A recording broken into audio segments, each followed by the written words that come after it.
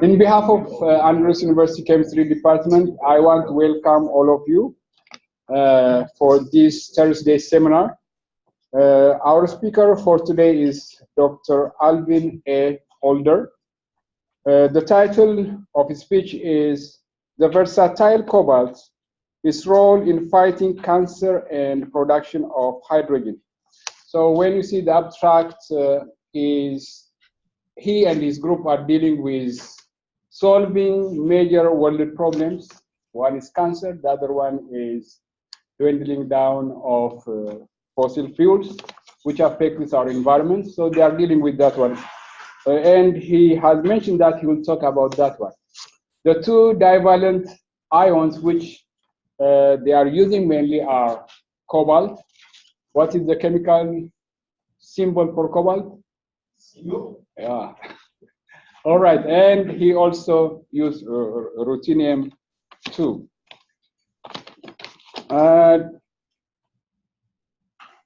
His PhD in organic chemistry is from University of the West Indies in Jamaica, and currently he is an associate professor in chemistry at Old Dominion University.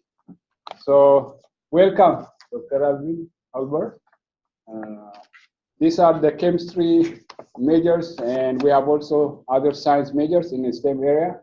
And we have also other participants, and welcome. So this is your time. Okay, so should I start? Yes. Okay, so good evening everyone, how you guys are doing? Good. Okay, so I'm going to give you an overview regarding my background and more all about cobalt, anti-cancer studies, non-fossil fuel studies, inclusive of mechanisms and some notes. And I'm going to be trying to get everything done within the stipulated time as Usain Bolt. Well, this is our logo in my lab. Where we do good chemistry, we do IRE chemistry. My motto is they can because they think they can, which is the motto of my high school in Barbados, where I'm from Barbados. It was founded in 1721. And I don't know if are you guys interested in a study abroad course in Jamaica? Well, this course is going to be offered in next year, May 9th to 27th in 2018. And if you're interested in natural products chemistry and bioinorganic chemistry, feel free to contact me. And I'm certain that these will be posted on your webpage at aholder@odu.edu. If you notice the exchange rate, so for further information, please contact me and I'll tell you some more. But let me go right into things. This talk is going to be in honor of a former postdoctoral fellow, a mentor of mine, of me, who was very instrumental in me knowing a lot of routine in chemistry. Her name was Karen Brewer. And from what I heard from previous former students of Karen Brewer, including some very top professors, she used to tell them about the 7 Ps. Well, the thing for me is that when I was a postdoctoral fellow of her at Virginia Tech, she never told me about the 7 Ps. I'm lucky for that. Unfortunately, she passed away at the age, this very young age, back in 2014, October 2014. So clearly, it is 3 years since she's passed away. She was a great lady, always about family first. May she rest in peace. In her honor, Sean Swivey, who was a postdoctoral fellow before me at Virginia Tech, he and I, we were actually co-editors for this volume in Inorganic Chemical Actor, and this came early in January 2017. So if you're very, very, very interested in routine chemistry, cobalt chemistry, I can send you this link, and it's available at Science Tech, right? Also, I have a textbook in which I'm the main co-editor of a textbook involving routine complexes, and this will be published in January 2018. I don't know if you guys realize, but in my field, I try to publish everything or something at least the beginning of every calendar year. And this will be coming out in 2018. And this involves some very interesting chemistry. This is on of Karen Brewer. Well, if you didn't know, cobalt was discovered in 1739. It has an abundance on Earth of 0.03%. This is cobalt right here, and you see compared to oxygen, hydrogen, silicon, aluminum, and sodium, and even calcium. cobalt is a very rare, and not so abundant metal on Earth. Regarding cobalt, I'm very interested in bioinorganic chemistry, which is very interdisciplinary. It involves physics, analytical chemistry, physiology, pharmacology, toxicology, biochemistry, microbiology. And one of the most important things that you guys will know in terms of bioinorganic chemistry is nitrogen fixation to make ammonia. It's also involved in imaging, MRI, positron emission tomography, chemotherapy, which involves drugs involving platinum, ruthenium, gold, and boron neutron capture therapy. And don't forget, I must mention, it's also involved in renewable energy in terms of storage of sunlight in every sense. That's bioinorganic chemistry. These are the useful metals, including tin, iodine, even arsenic. These are all very, very important elements. There's a textbook that I use for my bioinorganic chemistry text, very important for my bioinorganic chemistry. And this is a textbook which is like a novel and such. Cobalt, when it's found in the average chemical composition of the human 70 kilograms, is only 0.02 mass grams per 70 kilograms of a human being. It's very essential. It's found in vitamin B12, and vitamin B12 has in some cobalt as well, which is very important. It is used in prevention of pernicious anemia. When you have a deficiency, you get this as a problem. So what I must say in terms of medicinal inorganic chemistry, way about 3,000 years before Christ, Egyptians used copper to sterilize water. Copper is used in hospitals, sterilizing the hospital rooms. Even, believe it or not, this gold diphenyl aurate 1 complex, this is used to fight tuberculosis. Salvarsan was used to treat syphilis. If you didn't know, but Henry VIII had syphilis, and he was treated for syphilis, but not to use of this compound, but he used arsenic compounds to treat his syphilis. And these are some of the arsenic compounds that are used as well, which can be used to treat syphilis. Now, regarding cobalt and bioinorganic chemistry, it's found in vitamin B12. Even cobalamin, and the lady who solved the crystal structure, her name, she got a Nobel Prize in '64 in chemistry, Dorothy Hodgkins, and she solved the crystal structure of vitamin B12. She also solved the crystal structure of penicillin. So these are some links I would advise you guys to check. She was a British chemist, very important. This is vitamin B12. It's a chlorine, a monoanion. It has a cobalt-3 metal center, and this is a carbon ion. And you have some pendant phosphate group with histidine. So this makes it a cobalt-3 complex. It also has a component of coenzyme B12, which is a very important enzyme in terms of, function of breaking carbon-to-carbon bonds. And, the APO enzyme has no cobalt, but the coenzyme has. It has a molecular weight of 1,350 Daltons. And surprising that such a metal center that is very, very low abundant on Earth can be used as a very powerful enzyme. This is what it looks like. Here is a phosphate type of moiety, which gives us a 1- charge. The carbon ion, depending on the carbon ion, like methylcobalamin, and a 1- monoanion for the chlorine, which you can see is tetradentate. But overall, the metal center has an octahedral geometry. Cyanocobalamin is found in vitamin B12, hydroxycobalamin as well. And what is most important I must mention is that these are vitamin B12 type of complexes and supplements. You'll see these in the vitamin shop, GNC, and people use this for energy and glucose metabolism as well. So these are sold as supplements in nature. Now, we have the problems that we face on Earth.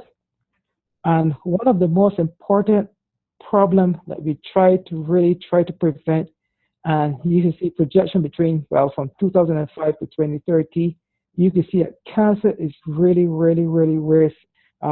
going steadily and increasing with time. Another thing that we should be well aware would be, guess what? Mass shootings. Mass shooting is There's another problem that we are facing in conjunction with cancer. HIV is malaria. Malaria is slowly going down, but it's still growing in every sense. These are the top causes of diseases, and cancer is ranked number, guess what? Number 3.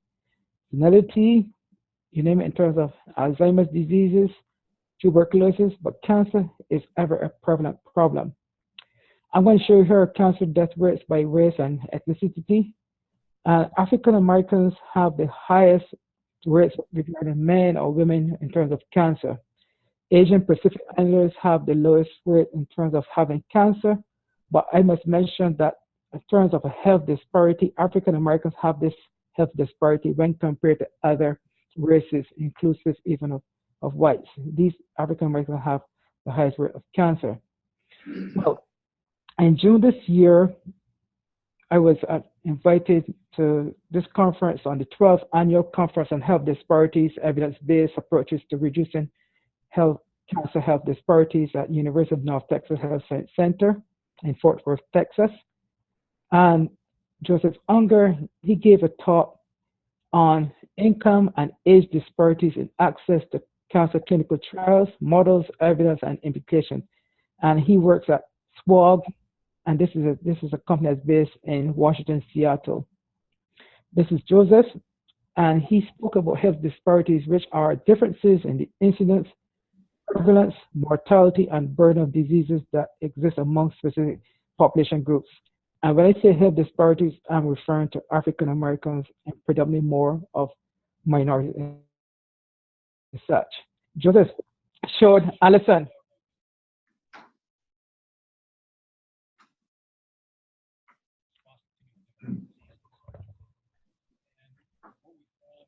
Alvin, we lost your audio. Can you hear us?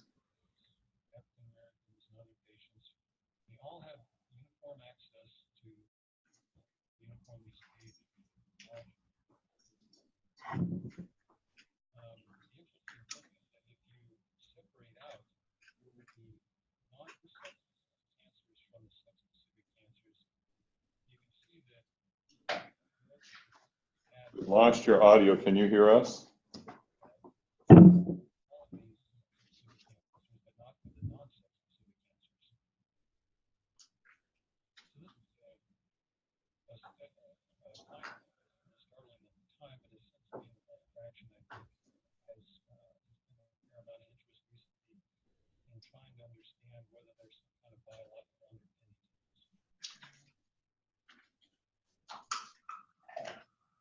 Can everyone hear me?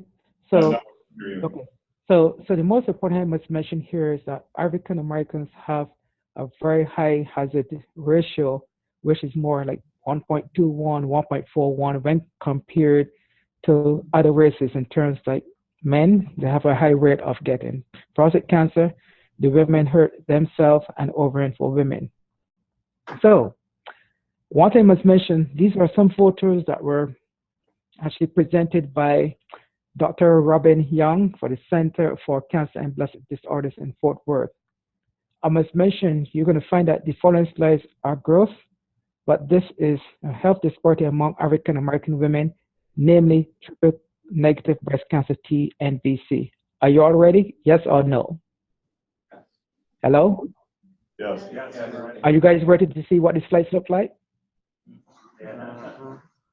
So be prepared. So these are the slides that Robin presented. This is a case where a lady who is married, her husband didn't tell her that he noticed some strange colorations around her breast. She noticed some lumps. And after seeing this, they decided to go and see the doctor. But guess what? As far as this stage, you imagine a husband seeing a lady, his wife, reaching this stage. And this is very surprising. But her name is Marie. She was introduced and had chemotherapy by using carboplatin, Toxel, Herceptin. From this period, nearly 1 year, from 2006 to 2007, she was given the treatments, and then she had to undergo a mastectomy, and she still continued even up to 2011 to receive some Taxol and Herceptin. This is what a picture of her after the mastectomy. So this is just a case where even women who are minorities and Caucasian, where breast cancer is a problem. Well, I'm going to tell you about Jo. Jo, this is Jo. She's an administrative assistant in the chemistry department, University of York in UK. She's a breast cancer survivor. I must tell you, I do go to England during the summer, and during this summer, I gave a presentation on Monday, July the 10th at University of York in chemistry department. I've known Jo since 2008. Jo told me that she is fighting breast cancer. When she was on chemotherapy, she had lost her hair, but you can see her hair is growing back. She has a double mastectomy, and she's trying to fight cancer. And this is just a photo. So, it touches me quite well that friends, from a far apart in UK can get cancer. And that strikes me quite well. But you can see she still has her smile. She's trying to be strong. Now, there are many forms of treatment of cancer: chemotherapy, radiation therapy, surgery. Other methods include aromatherapy. And in terms of chemotherapy, Taxol, which is a natural product which is found from the birch tree which grows in North Carolina, which is the state south of us. It's a cisplatin, it's a platinum-containing species where you can see it's square planar. And this is being utilized way back from the 1970s, where it was discovered in 1960 as an accident by Rosenberg in 1960s, and is used worldwide in terms of fighting cancer. Now, lithium is used in, when people are schizophrenic and having some depression as well. Bismuth is used in Pepto-Bismol in terms of coating your stomach when you have diarrhea and stomach problems. It's antibacterial in every essence. Cisplatin has many side effects, and now also many forms of cancer becoming resistant to cisplatin. But now you have the second generation carboplatin. It still has a platinum 2. Oxaliplatin also has platinum 2. And of course, you have platinum 2 here in AMD 473. Alternatives to platinum, people use ferrocenium containing complexes, even nitrito complexes of chromium 3, cobalt complexes, which are like shift base, even gold, titanium, vanadium, and metvan, rhodium 3 complexes, and ruthenium 3 complexes as well. Two of the famous ruthenium 3 anti-cancer complexes are NAMIA, this is its structure, and KP1019, and these are in phase 2 and phase 1 clinical trials respectively. This one in phase 1, phase 2, and this other one in phase 1. Now, there's a therapy that came out I saw it recently, and the drug, I should say, and the therapy that's used today is about $45,000 US. I was surprised to see that appeared on September the 4th in the Trinidadian Express newspaper. And this is used to fight leukemia by using immunotherapy. Professor Murray, he's from Trinidad and Tobago. I know he would probably smile to see that his newspaper published this. But this is the process. It involves a cell infusion, where, in fact, that's later. Well, this is when you have the patient's white blood cells, including T cells, are extracted using a specialized blood filtration process. And then these are cryopreserved and sent for facilities for reprogramming. That's the topic. The cells are reprogrammed, and here now they're using an inactive virus. T cells are genetically encoded to recognize cancer cells. They're now expanded, quality check, and then you have lymphodepleting chemotherapy. And this is just to reduce the level of white blood cells and help the body accept the reprogrammed cells. And this is now utilized to fight leukemia as well. So it attacks the cancer cells and destroy them as well. Now, if you didn't know, how many of you all ever used curry, have ever had curry chicken, curry chickpeas, curry goat, anything that has curry and everything? Someone raise their hand. I know the professor from Ethiopia, he used a lot of curry. But curry is used as an anti-inflammatory. Curry is used to fight ulcers. Indian women in India use it also to tone their skin tone. It's used to fight colorectal cancer and many forms of cancer. It looks like ginger. It's a part of the ginger family. And curry is very good and tastes very good in terms of tandoori chicken. So my advice for you all is to go to an Indian restaurant or restaurants that serve curry dishes.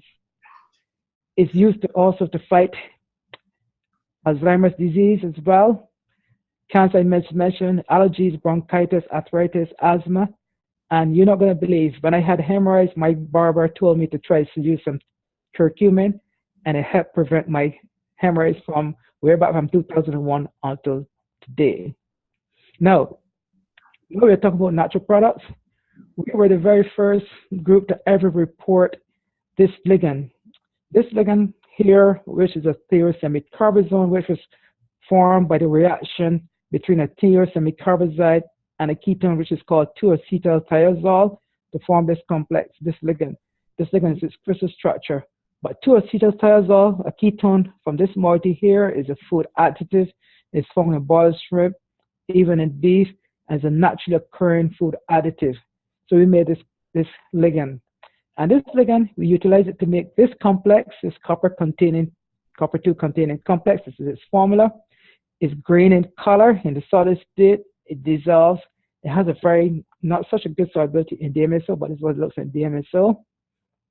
We tested this complex by sending it to the National Cancer Institute and tested against 50 cancer cell lines, and it kills every form of cancer. And this is just a few of them, including leukemia, colorectal cancer.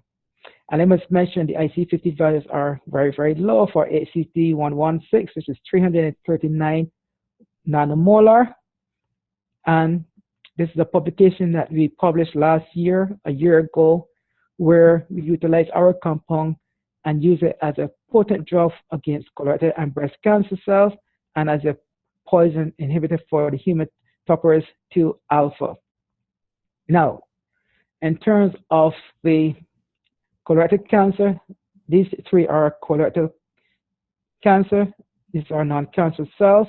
We use etoposide as a control, and you see that when compared to the control, these three cancer cells, or these three cancers were really, really, really destroyed or killed in the present. For example, 242 nanomolar against ACT116.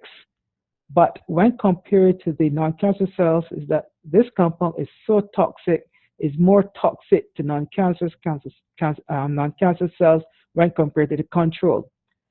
Now, if you look here, these are just some gels where you see that this compound can really, really nick and really destroy and is a very potent topoisomerase poison. Now, what I must stress is that we, through some collaborators at Stern University, we found that these BAB-C mice, that compound, even at 0.41 milligram per gram of the mouse, 0.625 milligrams per gram of the mouse using HPLC, that the compound was found in the kidney, in the heart, and lung. But when you lower the concentration to 0.26 milligrams per gram of the mouse, we actually have perfect clearance.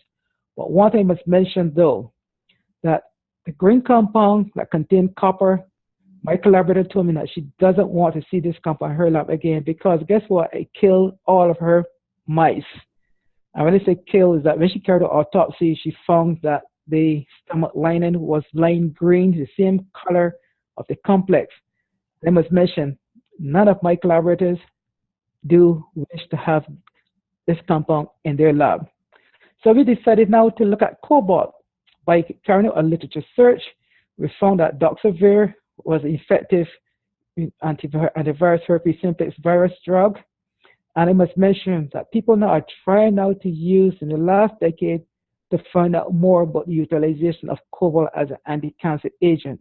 Remember, cobalt is found in vitamin B12, even to use in lower glucose levels and reduction of pernicious anemia. I must stress the reason why I'm really interested in fighting cancer.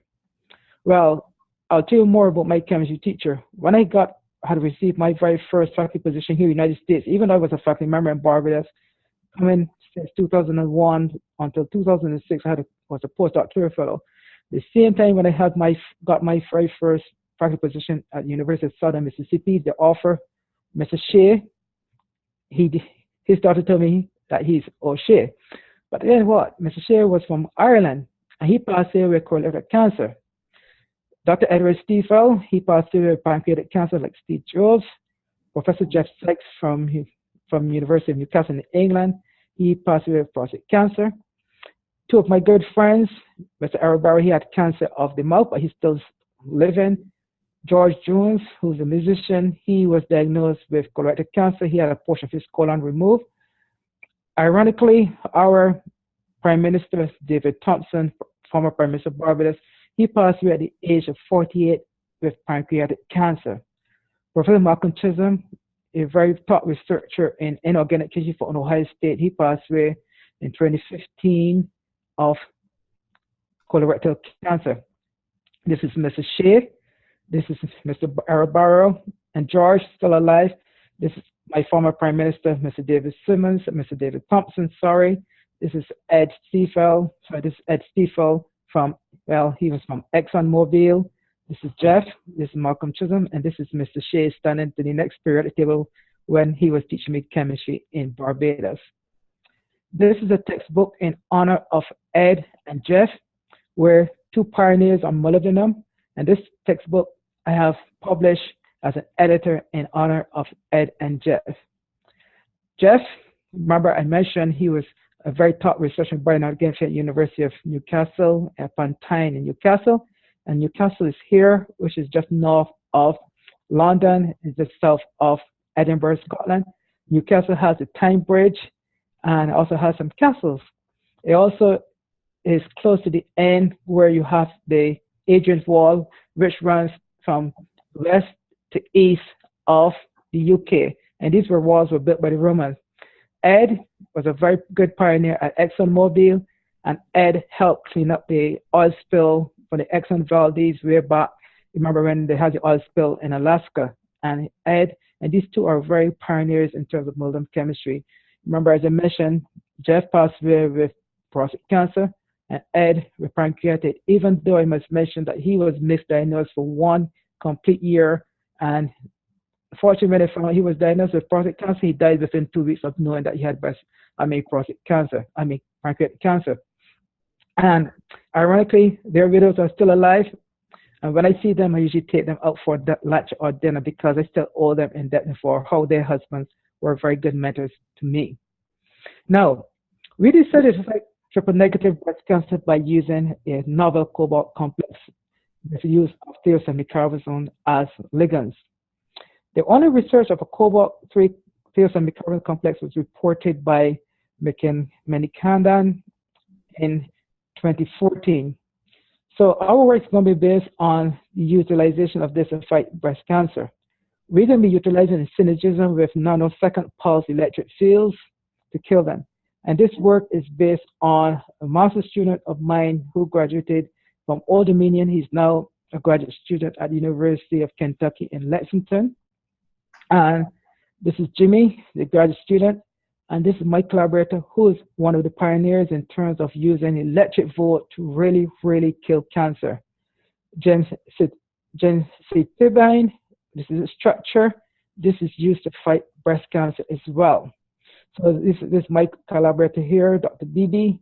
And I must mention, here is a slide that is, I should say, a slide on a picture that's and courtesy of Dr. Bibi, where this is the control. This is 300 pulse, and this is 1,000 pulse.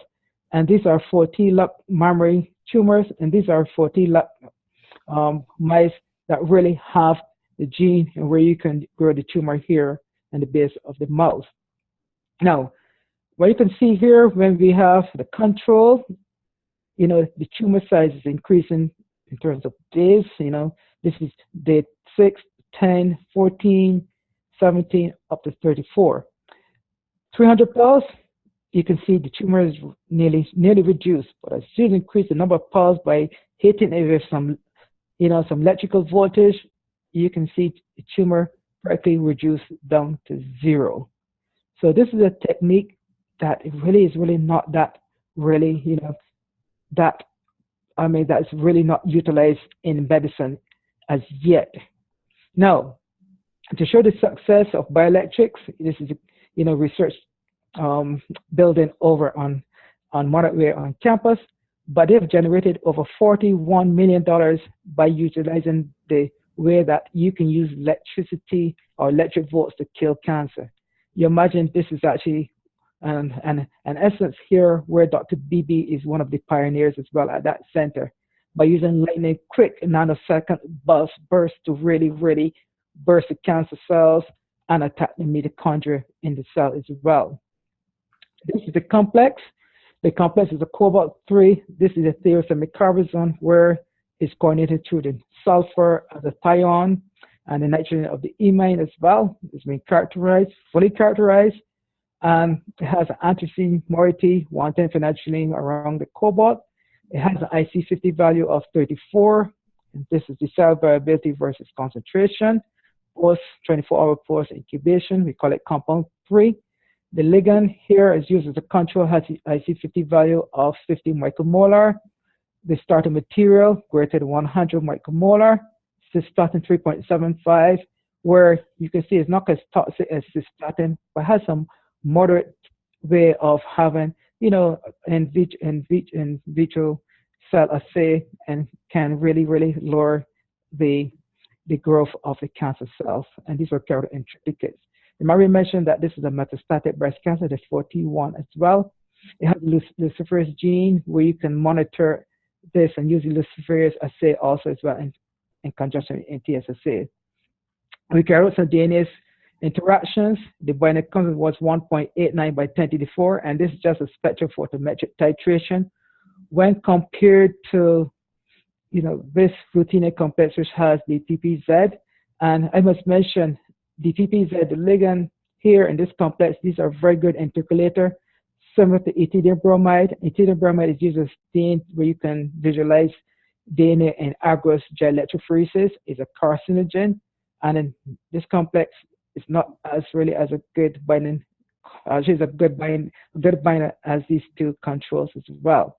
We also carried out competitive fluorescent binding studies of carotenoid DNA, same way as before.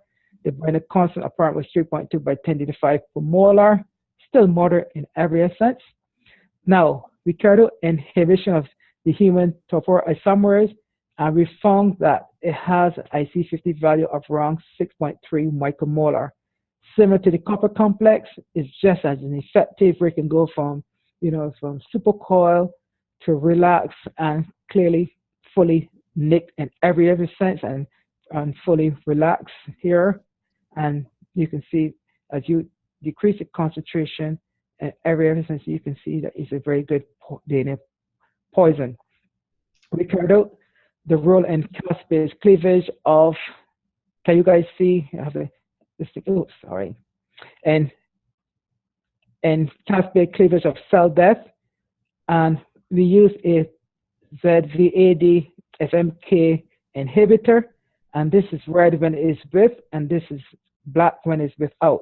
And you can see clearly when you have the inhibitor, the IC50 value is increased, and this is just a cell permeate pan-caspase inhibitor of apoptosis. And see when we vary the concentration of the complex, where you look in terms of 1 hour when it's red, blue when it's 3 hours, and 5 when it's cyan in every sense. So this shows here that this drastically increased the IC50 value when the inhibitor is added to the assay. Here is the modulation in mitochondrial membrane potential, no complex, 5 micromolar, 20, 40, 60, and 80. So this really decreases the mitochondrial membrane potential. You can see clearly, you can see like contours are slowly decreasing. I must mention why the mitochondria is that we believe that, well, if you can affect the mitochondria, which is the powerhouse of any cancer cell, you essentially can really kill cancer. Autophagy, which is more of a form where when we try to use the complex, we found that the cancer cells is thinking that the complex is like a foreign body and try to attack the complex. And when we carried out flow cytometry, we found that this is what happens, is that, in terms of the counts, that there's an increase, and then there's a decrease and an increase. So when you go from 5 micromolar of the complex to 80 as such, that clearly this shows that there's some form of autophagic flux in the cells as well. Now, we carried out an inhibition of autophagy with necrostatin 1, and of course we found that this provides that a protection against the complex, and this is the complex. And clearly you can see, again, you can see with here, you can see an inhibition where the IC55 decrease, without is 33.2 micromolar. And we carried out some inhibition by using nanopulse. We use 1 pulse, 5 pulse, and 10 pulse. And you can see the cell viability where there's a decrease in the IC50 value. So clearly that as you increase the pulse, you can see that the cancer cells here were really destroyed. We carried out a dual treatment with the complex and the nanopulse, and clearly you can see we're still in the carrying out this as preliminary studies as well, is that everything seems to be all over. So clearly, in essence, there isn't such a good synergism as such. So in conclusion, we have some complexes that, remember, this is going to be several parts that have moderate binding strength of DNA here. IC50 value when compared to cisplatin, 34 micromolar, cisplatin 3.4, and there's still some caspase in cleavage as well.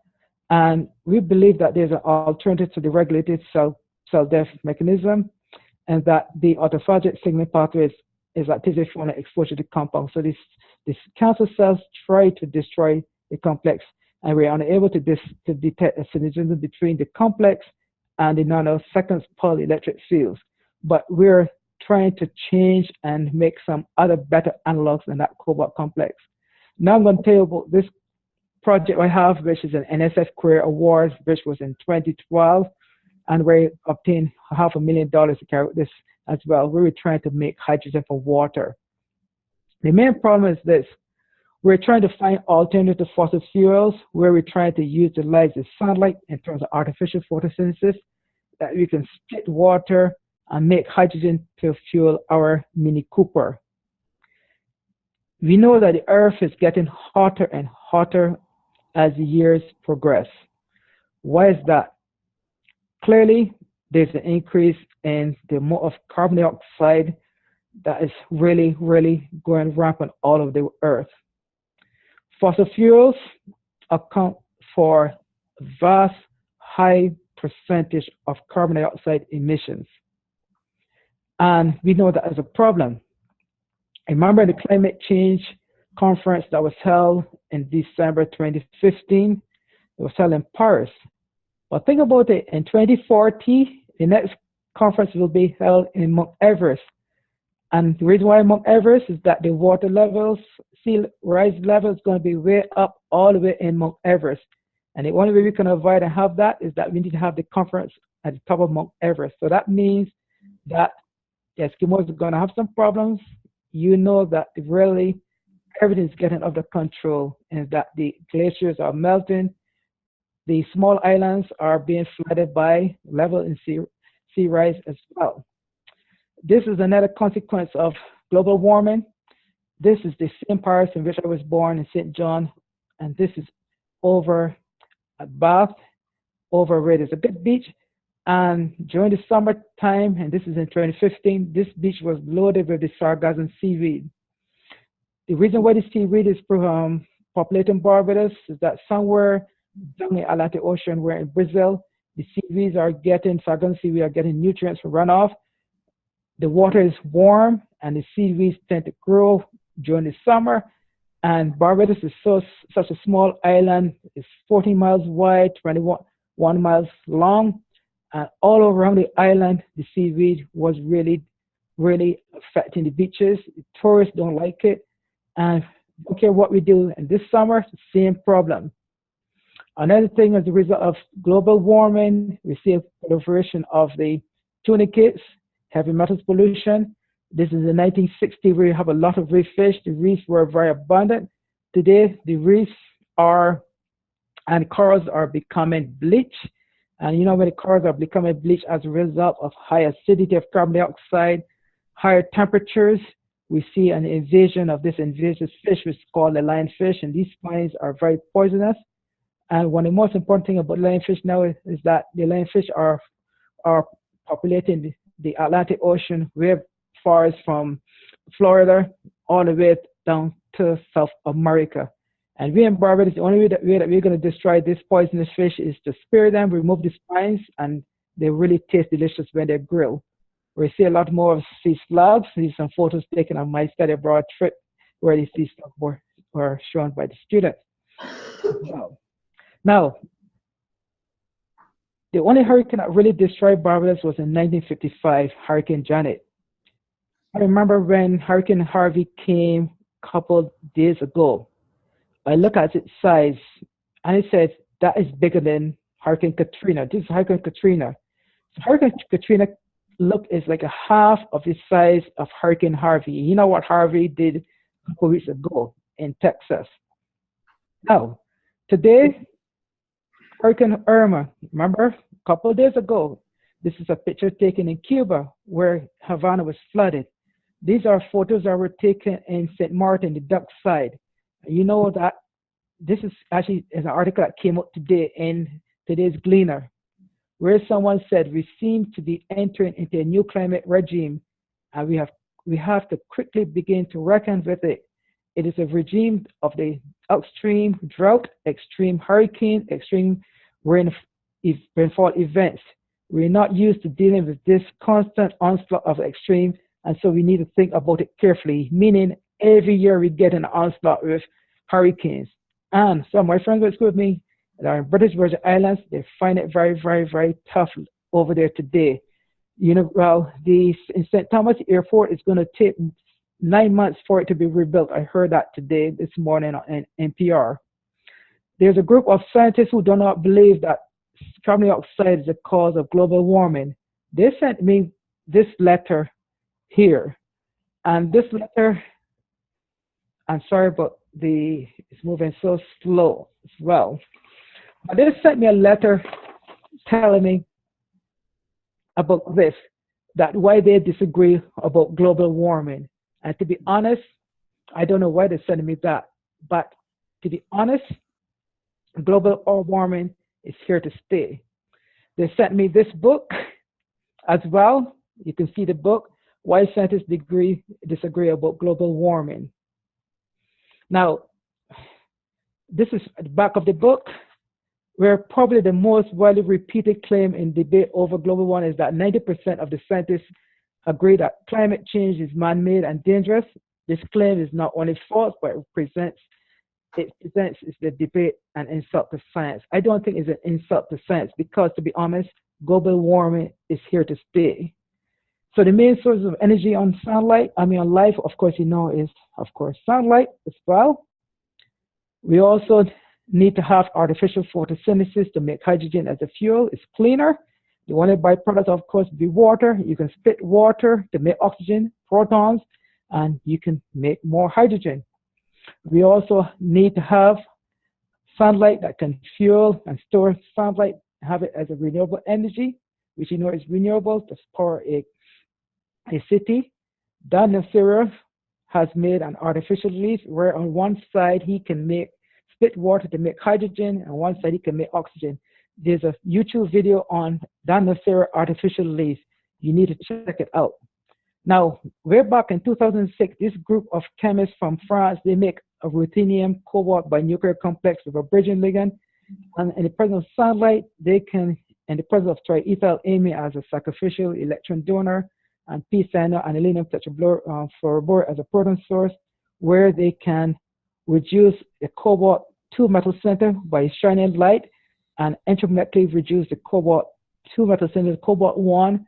And the cobalt 1 can transfer 2 electrons to form a hydride, and in the presence of a proton, you can make hydrogen.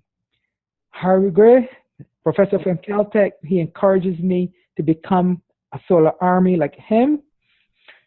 And several of these compounds here, ruthenium-2, including iridium, different pyridine, but if you notice, all of them contains a cobalt 2 metal center, similar in shape and size like vitamin B12, and these can be used to make hydrogen. These are some abbreviations of some ligands. We reported these, and we published this work where we have complex 6, 7, and 8, carried out cyclic voltammetry, and we were able to find out the redox potential for the cobalt 2 to 1. Bear in mind, the cobalt 1 is a species that is used in the presence of protons to make hydrogen. We acquired the visible spectrum, and in AIR, we found that the cobalt 2 complex was low spin in nature. We carried out some studies where we found that complex 5 alone without cobalt doesn't really, in the presence of triethylamine or even triethanolamine in the presence of the proton source. This is structure of the proton source. We found that compound 6 can produce hydrogen and acidified acetonitrile over 5 days, and even produce a good amount of hydrogen by using triethanolamine as a sacrificial electron as well. We also have this bridging complex that has a cyanide and one that has an infused nitrogen in the pyridine. We also carried out in the presence of this proton source by varying, where we can see that as we increase the concentration of the proton source, we go from a reversible cyclic voltammogram to irreversible and increasing current. This is electrocatalysis. Also, we carried out steady state absorption spectroscopy, where we can show that in the absence of a cobalt metal center, we don't see a purple complex which indicates a cobalt 1, but in the presence of having a complex that has cobalt and ruthenium and exciting, we show around 650 that a cobalt 1 species was formed. I'll tell you more about the mechanism. The complex has a ruthenium 2 and a cobalt 2 metal center. It has a bridging ligand. When we shine light, we excite the ruthenium, and when this ruthenium is excited, it becomes such a powerful reducing agent is that it can transfer an electron intermolecularly to the cobalt 2 and reduce cobalt 2 to form a cobalt 1 species, and itself is also twice a form of ruthenium 3. And in the presence of a proton, the cobalt transfers 2 electrons and it makes a hydride, and when it transfers 2 electrons, it might go from cobalt 1 to cobalt 2 to cobalt 3. And this hydride reacts with a proton to make hydrogen, and the sacrificial electron donor, triethylamine, then reduces the ruthenium 2 to form ruthenium 2, shine more light, and ruthenium 2 is excited, and then this excited ruthenium 2 can transfer electron to the cobalt 3 and reduce it to cobalt 2, and then triethylamine can then reduce the ruthenium 3 to ruthenium 2, and the cycle starts and go right through the process. I presented this work at the Dalton Discussion Conference in Sheffield back in September 2012. So you can see clearly that is around the same time, but 5 years ago I presented this talk. But now, in terms of the effects of the ligand, we found that this compound, remember complex 6, can produce lots of hydrogen. This one nearly can, in essence as well, with the cyanide as well. But when you try to make this pyridine inbuilt, we hardly can produce any hydrogen. So what is next? This is now the rock ambassador. You can see the seaweed. Well, we carried a study where we can use cobalt-59 NMR to really prove that in the presence of pyridine, that pyridine is found coordinated in a cobalt-1 species, which is 5 coordinate. This work was published in 2016 in conjunction with my former postdoctoral fellow, Professor Bates, who's a computational chemist, Matthew Brewer as well, and my graduate student, Michael, a student who was from the University of Virgin Islands, who's now a first-year graduate student at Rutgers University, and my collaborator, who's in the Army Corps of Engineers. Now, when I had submitted the proposal to get my funding, a reviewer told me there's no way that you can prove that a cobalt-1 species has a pyridine coordinated. So we use nitrogen-15 NMR. We also use boron-11 NMR, fluorine-19, and more important, we use cobalt-59 NMR to prove that we can have that in essence. What else are we thinking about? We're thinking about utilizing some N-substituted pyridine 2-thiocarboxamide as well, where we have a crystal structure of this bidentate ligand This is its crystal, what's like, and this is the crystal structure. So this came from Jimmy's work, and this is something we plan to use in the future. So now we have a cobalt-3 complex that can fight breast cancer. We have a ruthenium binuclear complex that has a cobalt complex metal center that can produce hydrogen over 5 days. And if you notice that cobalt is so versatile, is not abundant, but so useful in practice. We're going to carry out more research, and these are some photos of the students that went on my study abroad in Jamaica. Now, so advice for men and women. I advise the ladies to get their mammograms every year. The men should do a PSA test and have a digital rectal examination. Even get a colonoscopy. I had a colonoscopy and it came out negative, and to use some other cancer detection techniques. Very important to focus on your diet and exercise. Remember, use more curry in your dishes. And October 26 and 2015, the WHO World Health Organization labels that processed meats do cause cancer, and it says that you should do everything to reduce processed meats, especially those that contain nitrites. People who eat all these sandwiches that contain, turkey ham, turkey, and all these hams, they do contain a lot of nitrites. Nitrites are causes of, especially when you have things burnt and overdone, they do cause and form nitrosamines that are carcinogens. Try not to have any stress, have clean water, have a safe a workforce as, have good safety, ensure they protect the environment. Mentoring. I must mention my 2 graduate students, one from Nepal, Raj, and Michael from US Virgin Islands. These are the pillars of my research. And here is something that I usually like to instill in my research group. And these excerpts were taken from a document entitled How to Mentor Graduate Students, a guide for faculty. And Dr. Carol Ferrick from Dean of Rackman Graduate School at University of Michigan. And here, and these are what 2 students mentioned in that document, PDF document. My current advisor is very down to earth and places everything into perspective, be it research, classes, or professional growth. He doesn't force his opinion of these things on me, but allows me to make my own priorities and live with the consequences as well. So here now is something I received from an undergrad who is half Guyanese, half Jamaican, half Indian descent, half African American as well. And she worked with Raj during the summer. She went to Arabic camps last year. She's now from at Hampton University. She presented with me, called me the advisor of the year. I felt proud about that. And another student gave me a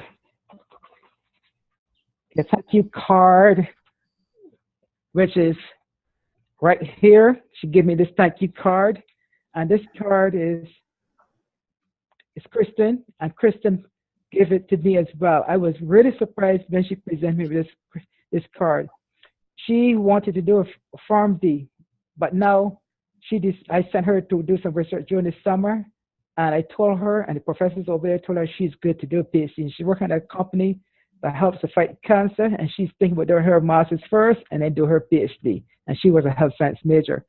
I'd like to acknowledge, my students, and the NSF, Professor Peter Bernard, who brought me here, my former dean brought me here, my current chair, my good mentor and collaborator, Dr. Bays, my collaborator, Professor Stephen Beatty, Professor Harger from Caltech, my current mentor here as well, American Society of Microbiology, the Department of Defense, Army Corps of Engineers, and Arabic camps, where, they're all useful. You can see I have 2 students. We have Abigail from University of Central Florida. She was an RU student in my lab. Har here was an engineer, and Kelsey and Maurice was in my lab. He's from San Juan, Puerto Rico. This is Michael, this is Raj, and Jaya, who is from India. She's in my group, and a couple of undergrads who've done some research with me. I have a subcontract to fight breast cancer. Harlan Jones, he's the main peer of that. Grant, Rosalba, and Pat. And here's when they presented me with the award at the conference in this year. My students, this is Tiffany, and my students had a potluck in summer 2016, including the 2 high school students. undergrad from University of Virgin Islands. This is Jaya, this is Michael, and this is Raj. This is Justin and Jaden, two high school students. Of course, Tiffany from formerly of North State. And this is my group. Last year, a photo was taken a year ago. And past members, Varmer, who was a Fulbright Fellow from University of Trinidad and Tobago, Faye, and all of them. And I'd like to thank you for your attention.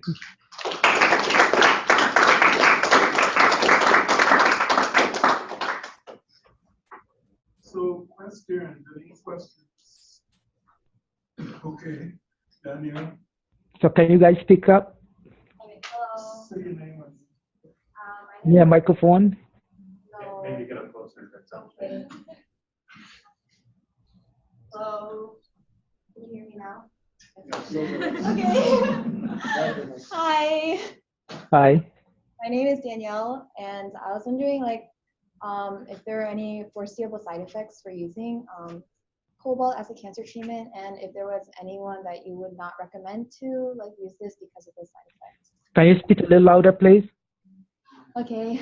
I was wondering if you could see any foreseeable side effects for using cobalt to treat cancer, and if there was anyone you would not recommend undergoing this treatment that's still under research because of these side effects, if there were any. Well, personally, as we tweak our compound, I want to advise anyone to use copper, because you saw what the copper it killed.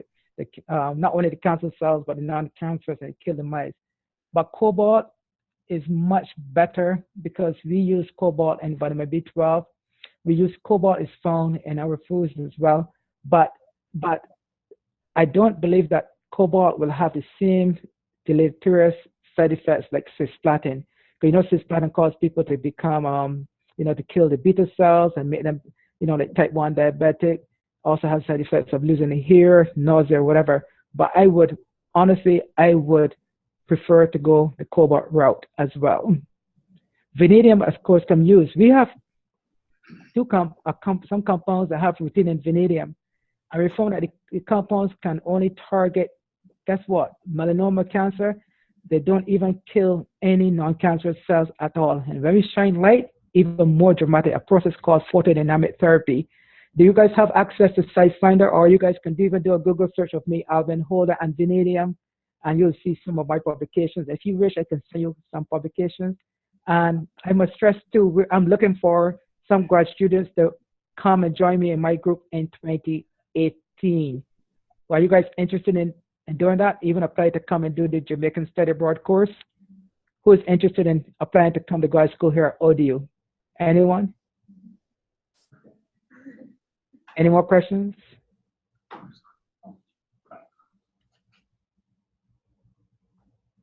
Hi, my name is Jason. I know a couple car companies have developed hydrogen cars, and you briefly mentioned the solar hydrogen production. I was wondering, is this a feasible way to mass produce hydrogen in a way that could have an effect on the way we use fossil fuels, or is that still kind of far off in the future? Well, believe it or not, people are using some algae to, here's this. Even myself and some other scientists, we can split water to make oxygen, byproducts, protons. And once you can reduce the protons, and people are now producing a lot of hydrogen, but the main problem now is, guess what? Storage, because in the presence of oxygen, hydrogen is very explosive. Remember the blimp? We're back in Germany when using the blimp was hydrogen, one spark and exploded and kill everyone. So it's feasible, and I think this is the way to go of using the sunlight, capture the sunlight, split water, make oxygen, 4 protons and 4 electrons, and reduce the protons and make. And the Army is actually doing that. The Army is taking seawater, splitting the water, and make hydrogen as a fuel even today. Thank you. And it's feasible, by the way. And I think it's going to work because the sunlight is there, solar energy is free. You don't have to pay for it. I know you guys have classes to go to. Yes. My name's Michael. Hi. I just wanted to know if certain scientists don't believe that carbon dioxide caused global warming, then what do they think caused it? Well, guess what? The video, they sent me a video, and this video that they sent to me is, I have a video, and this video tells me, they believe that because of the high rise in temperature, is because the increase in temperature is what is causing the carbon dioxide. But to me, I think that's rubbish, because you do know that if you chop down the trees, right, produce more carbon dioxide, and there's evidence that the more and more cars on the road, more people are driving, right, you're producing more carbon dioxide, and the only way that you're going to have an increase in carbon dioxide is going to get hotter, you have less trees, you don't have a carbon dioxide sink. The oceans are becoming acidic, and how the oceans become acidic, you know that if you acidify or if you pressurize any water with carbon dioxide, you're going to make carbonic acid. Carbonic acid is acidic, and once the water becomes acidic, the corals are going to be bleached. And once the corals are bleached, guess what?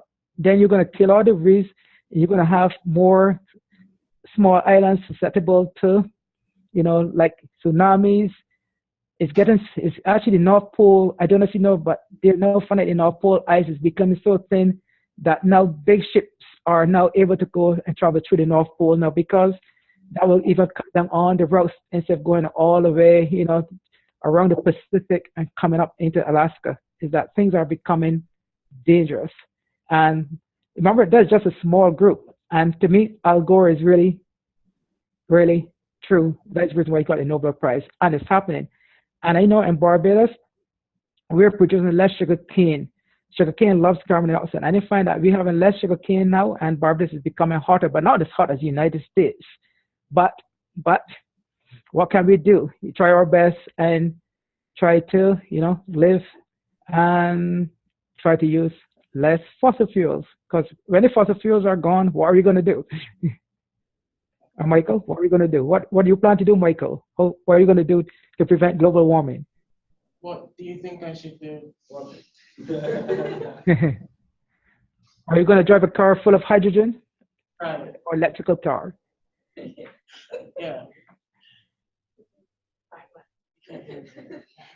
So why don't you come and join my group and help fight the cause? I'll consider it. Thank you. No problem, sir. Any more questions? Okay, so let's thank our speaker again. Thanks a lot, Desmond. And